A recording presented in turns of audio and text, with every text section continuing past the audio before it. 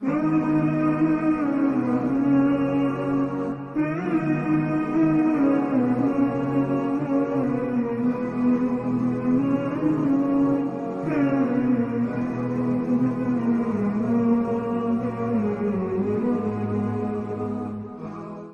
للہ وحدہ والصلاة والسلام علی من لا نبی بعدہ اما بعد اعوذ باللہ من الشیطان الرجیم بسم اللہ الرحمن الرحیم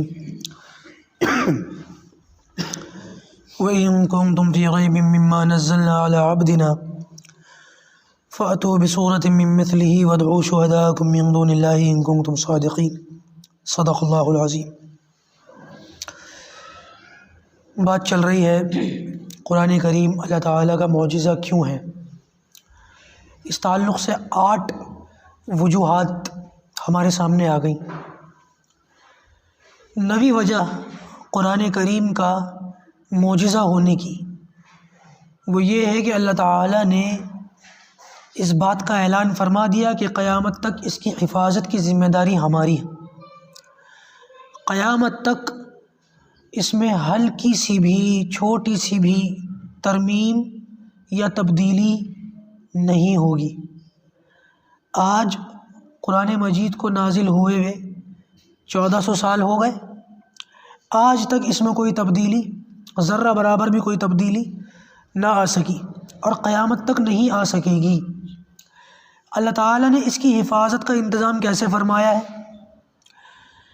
آپ دیکھیں کہ جب سے قرآن نازل ہوا ہے آج تک 15 صدیاں ہونے والی ہیں۔ ہر دور میں ہر زمانے میں قرآن مجید کے اتنے حافظ آپ کو مل جائیں گے کہ دنیا میں کسی کتاب کے اتنے حافظ نہیں ہیں۔ مرد بھی حافظ، عورتیں بھی حافظہ، بچے بھی، بوڑھے بھی، ہر عمر کے لوگ آپ کو قرآن کے حافظ مل جائیں گے۔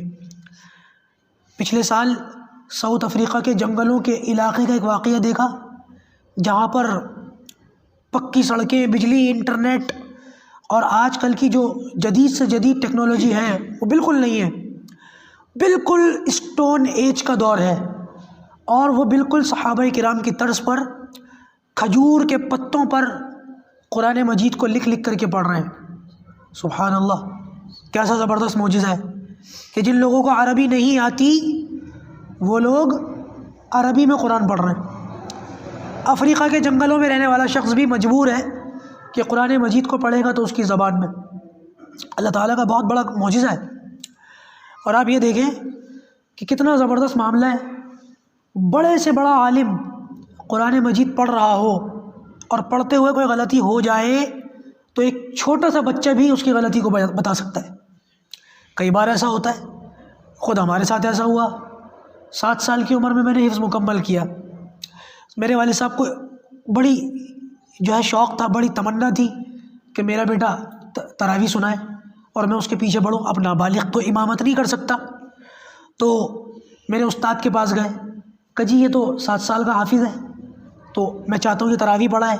تو وہ کہنے لگے مسئلہ یہ ہے کہ کم سے کم 15 سال کی عمر میں یہ تراویح پڑھانے کے لائق ہوگا، جب تک تو نہیں پڑھا سکتا۔ ہاں میرے پاس ایک طریقہ ہے کہ میں تراویح پڑھاتا ہوں اور یہ میری غلطی نکالا کرے گا۔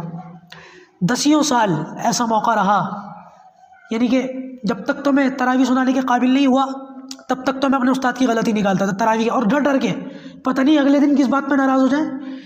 ہاں بھائی پبلک میں تو میری غلطی نکال رہا ہے، لیکن کبھی اس بات پہ ناراض نہیں ہوئے۔ ہاں اس بات پہ ضرور ناراض ہوئے کہ غلطی تھی اور تو نے بتائی نہیں۔ میرے مولانا حضرت مولانا منور صاحب بنگال کے، ابھی بھی حیات ہیں، وزیر آباد میں گھر ہے ان کا، اتنی ان کو 6-7 سال میں عادت پڑ گئی کہ کسی اور کو کھڑا کر کے مطمئن نہیں ہوتے تھے۔ مجھ سے پوچھتے تھے، 21 دن میں تراویح سناتے تھے، تو مجھ سے پوچھتے تھے بھائی تم تراویح سنانے کے لائق ہو گئے، تم کتنے دن میں مکمل کر رہا ہوں؟ میں کہتا تھا بھائی اتنے دن میں مکمل کر رہا ہوں، 10-12 دن میں جو بھی ہے، میں ذرا کم دنوں میں مکمل کرتا تھا۔ تو کہتے تھے جیسے ہی مکمل کرو اگلے دن میرے پیچھے آ جانا۔ تو 10 سال ایسا موقع رہا کہ اپنے استاد کی غلطی نکالی، جن سے سیکھا انہی کی غلطیاں پکڑ رہے ہیں۔ تو یہ معجزہ ہے قرآن کا کہ ایک چھوٹا سا بچہ بھی بڑے سے بڑے عالم کی غلطی نکال سکتا ہے اور نکالتا ہے۔ اور صرف یہی نہیں کہ یہ قرآن مجید کے ساتھ معاملہ ہے۔ آپ دیکھیں دنیا کی کوئی قوم اس مثال کا 10واں حصہ بھی پیش نہیں کر سکتی۔ محبتیں ہوں گی قوموں کو اپنی کتابوں سے، لیکن یہ محبت کا جو درجہ قرآن مجید کے ساتھ مسلمانوں نے پیش کیا ہے، یہ لیول کسی کے پاس نہیں، اللہ کا فضل ہے، اس کا 10واں حصہ بھی نہیں ہے۔ اور صرف یہی نہیں کہ اللہ تعالیٰ نے قرآن مجید کو ایسے لوگوں کے ذہنوں میں محفوظ کر دیا اور دلوں میں محفوظ کر دیا، کتابی شکل میں بھی قرآن مجید کی اتنی نشر و اشاعت ہوئی ہے کہ جتنی دوسری کتابوں کی کبھی نشر و اشاعت نہیں ہوئی۔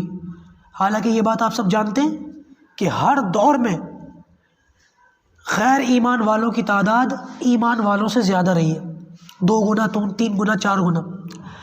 اور پرنٹنگ کے، میڈیا کے ذرائع یہ غیروں کے پاس مسلمانوں سے کہیں زیادہ رہے ہیں، ہمارے پاس تو آس پاس بھی نہیں رہے۔ اس کے باوجود قرآن کی خدمت اور قرآن کی اشاعت اور قرآن کی نشر جتنا مسلمانوں کے یہاں ہوئی ہے اتنا کسی اور کتاب کی غیر قوم نہیں کر سکے، اس کے آس پاس بھی نہ کر سکے۔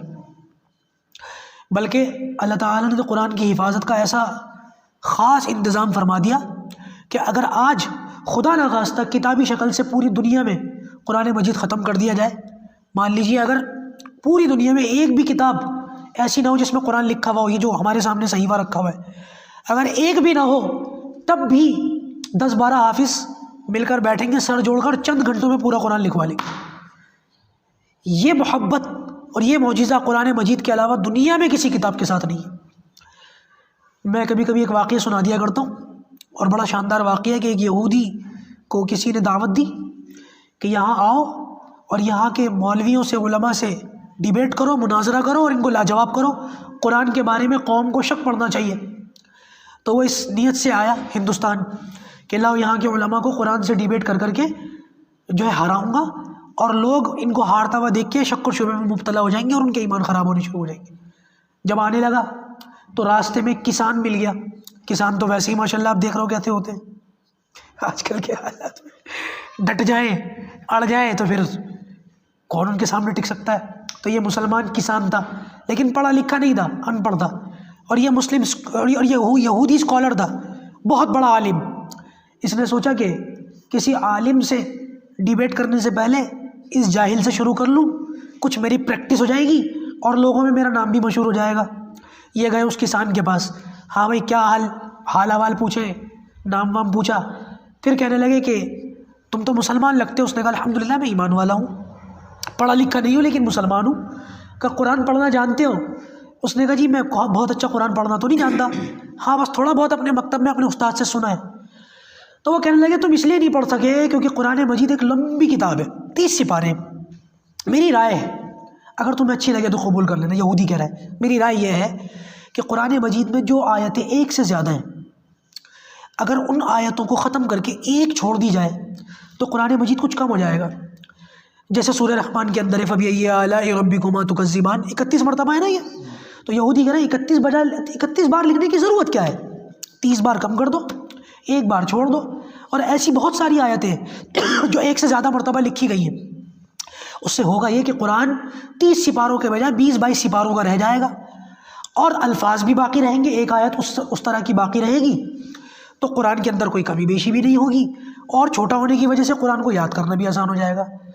کسی چیز کا ایک سے زیادہ ہونا اس کو کہتے ہیں تکرار کو ختم کر دو، اس نے کہا۔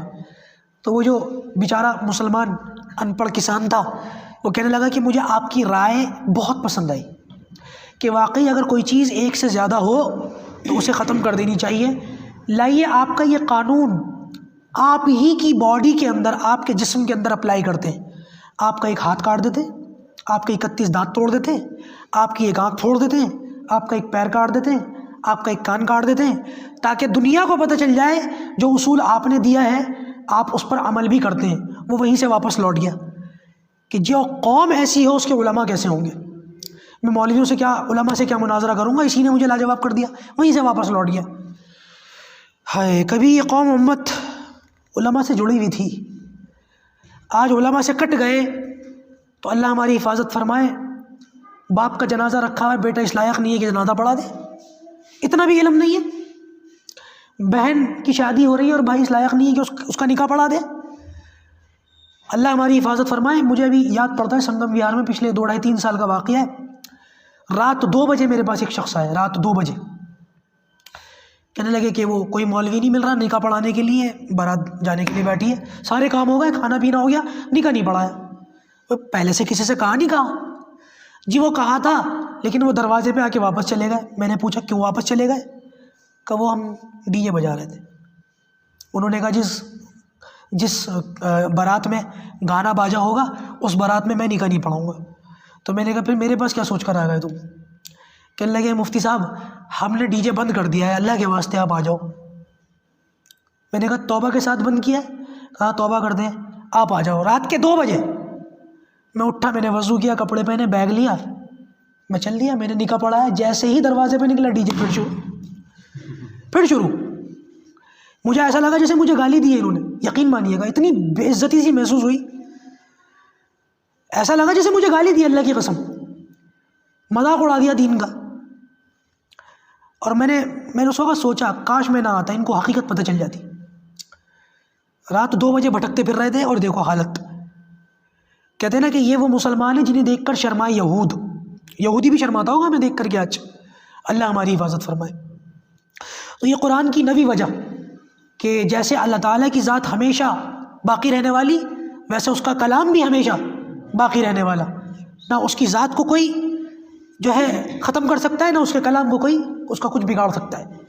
10ویں اور آخری وجہ بس بیان کر دوں اور بات کو ختم کروں کم الفاظ میں، وہ یہ کہ قرآن مجید زندگی کے ہر گوشے میں ہماری رہنمائی کرتا ہے، انفرادی زندگی ہو، اجتماعی زندگی ہو، قبیلے کی زندگی ہو، دیہات کی زندگی ہو، شہری زندگی ہو، معاملات ہوں، معاشرت ہو، نکاح کے ختم کرنے کے طریقے ہوں، سیاست ہو، ہر طریقے سے ہر معاملے میں قرآن مجید زندگی کے ہر گوشے میں ہماری رہنمائی کر رہا ہے۔